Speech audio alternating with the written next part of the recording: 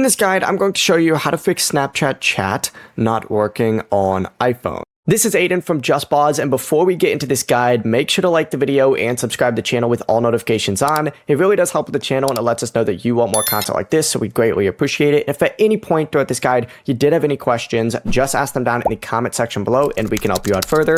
I'm going to be doing my best to reply to every single comment down there. First things first, go ahead and fully close out of Snapchat and then reopen it from here. And see if that fixes it. Sometimes it's just as simple as that. If not though, switch between Wi-Fi and cellular data to rule out a connection problem.